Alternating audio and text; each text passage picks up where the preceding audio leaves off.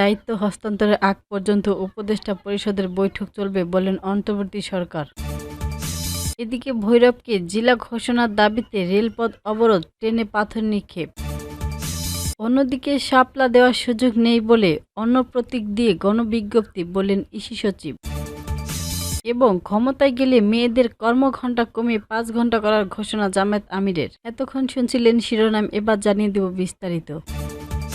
সংস্কার ও নীতিমালা প্রণয়নের কাজ নভেম্বরে শেষ করতে হবে বলে এমন ধারণা সঠিক নয় বলে জানিয়েছেন অন্তর্বর্তী সরকার। সোমবার এক বিবৃতিতে এ তথ্য জানিয়েছেন অন্তর্বর্তী সরকার। প্রধান উপদেষ্টার প্রেস উইং থেকে গণমাধ্যমে পাঠানো বিবৃতিতে বলা হয়েছে, গতকাল ঢাকার রিপোর্টার্স ইউনিটির মিট দ্য রিপোর্টার্স অনুষ্ঠানে দেওয়ার বক্তব্যে তথ্য ও সম্প্রচারের মন্ত্রণালয়ের উপদেষ্টা মাহফুজুল আলম উপদেষ্টা পরিষদের কার্যক্রমে নিয়ে কিছু তথ্য করেছেন। এমন মন্তব্য গণমাধ্যমে প্রকাশিত হওয়ার পর কিছুটা বিভ্রান্ত সৃষ্টি হয়েছে। বিবৃতিতে আরও বলা হয়েছে, সরকারের গৃহীত সংস্কার ও নীতিমালা প্রণয়নের কাজ নভেম্বরে শেষ করতে হবে এমনটি সঠিক নয়, বরং সংস্কার কার্যক্রম পূর্ণদমে চলমান থাকবে। এতে আরও উল্লেখ করা হয়, নির্বাচনী সরকারের কাছে দায়িত্ব হস্তান্তর না করা পর্যন্ত উপদেষ্টা পরিষদ নিয়মিতভাবে দায়িত্ব পালন করবে এবং পরিষদের বৈঠকে নিয়মিত অনুষ্ঠিত হবে।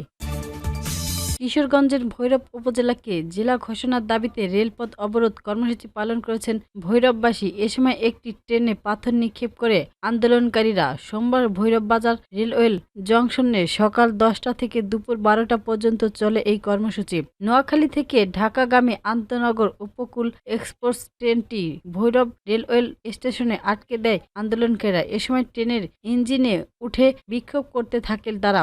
বেলা 11:30টার দিকে এক পুলিশ সদস্য ট্রেনটির ইঞ্জিন থেকে আন্দোলনকারীদেরকে নেমে যেতে বললে বিক্ষোভকারীরা উত্তেজিত হয়ে ওঠেন। এক পর্যায়ে ট্রেনটিকে তারা পাথর নিক্ষেপ শুরু করে। এ সময় পুলিশও পিছু হটে যায়। পরে আন্দোলনে নেতৃত্ব দেওয়া কর্মীরা এগিয়ে গিয়ে পরিস্থিতি শান্ত করেন।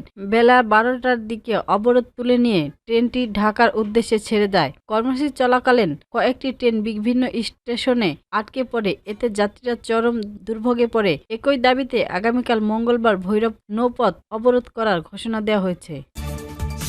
নির্বাচন কমিশনার সচিবালয়ে সিনিয়র সচিব আখতার আহমেদ জানিয়েছেন, বিধিমালায় শাপলা প্রতীক না থাকায় এ প্রতীক বরাদ্দ দেওয়ার সুযোগ নেই। কমিশন স্ববিবেচনায় অন্য প্রতীক নিয়ে গণবিজ্ঞপ্তি জারি করবে। সোমবার 27 অক্টোবর রাজধানীর আগারগাঁওয়ে নির্বাচন ভবনে সাংবাদিকদের প্রশ্নের জবাবে তিনি এ মন্তব্য করেন। আখতার আহমেদ বলেন, শাপলা প্রতীক বিষয়ে কমিশন আগেই তাদের অবস্থান জানিয়েছেন। বিধিমালায় যেহেতু এই প্রতীক নেই, তাই শাপলা বরাদ্দ দেওয়া সম্ভব নয়। এখন পর্যন্ত এ বিষয়ে কোনো বিকল্প প্রস্তাব কমিশনের কাছে আসেনি। কমিশন এখনো আগের অবস্থাতেই রয়েছে। আরপিও নির্বাচন আইন সংশোধনের আগে রাজনৈতিক দলগুলোর সঙ্গে সংলাপ প্রসঙ্গে তিনি বলেন, কমিশন আরপিও সংশোধনের আগে দীর্ঘ সময় ধরে দলগুলোর সঙ্গে আলোচনা করছে।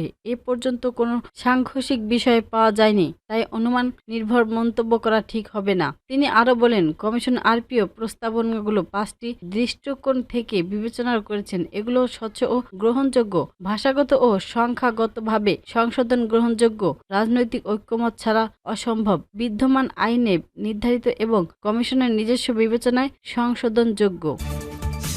জামায়াতে ইসলামীর আমির ডক্টর শফিকুর রহমান ক্ষমতায় গেলে মেয়েদের কর্মঘণ্টা 8 ঘণ্টা থেকে কমিয়ে 5 ঘণ্টা করার প্রতিশ্রুতি দিয়েছেন। মানবতাবিরোধী অপরাধের বিচারও অব্যাহত রাখার নিশ্চয়তা দিয়েছেন তিনি। যুক্তরাষ্ট্রের নিউ ইয়র্কে বাংলাদেশি আমেরিকাদের আয়োজিত গণসংবর্ধনা অনুষ্ঠানে এই ঘোষণা দেন তিনি। নিউ ইয়র্কে সিটির এন্টোরিয়া ওয়ার্ল্ড মেনের কোয়ালিশন এবং বাংলাদেশি আমেরিকান অ্যাসোসিয়েশন এর আয়োজিত অনুষ্ঠানের বক্তব্যে ডক্টর শফিকুর রহমান বলেন, একজন মা সন্তান জন্ম দিয়েছেন, লালন পালন করেছেন এবং ক্ষেত্র বিশেষে পেশাজীবী হিসেবে দায়িত্ব পালন করেছেন। পুরুষ 8 ঘণ্টা কাজ করলে নারী ও সমান সময় দেওয়া কি ন্যায্য? আমরা ক্ষমতায় এলে তাদের কর্মঘণ্টা কমিয়ে 5 ঘণ্টা করব, যাতে মা হিসেবে তারা সন্তানের প্রতি যথাযথ দায়িত্ব পালন করতে পারেন। জামায়াত আমির বলেন, আমরা যদি সুযোগ পাই মেয়েদের বাড়ি আরেকটু সম্মান করব, যেটা হবে তাদের প্রতি ইনসাফ। একজন মা তার সন্তানকে জন্ম দিয়েছেন, লালন পালন করেছেন, আবার ক্ষেত্র বিশেষ তিনি একজন পেশাজীবী হিসেবে দায়িত্ব পালন করেছেন। করেছেন। আবারও ৮ ঘন্টা, তারও ৮ ঘন্টা। এটা কি অবিচার নয়? আমরা ক্ষমতায় গেলে ইনশাল্লাহ তাদের কর্মঘণ্টা কমিয়ে দেব।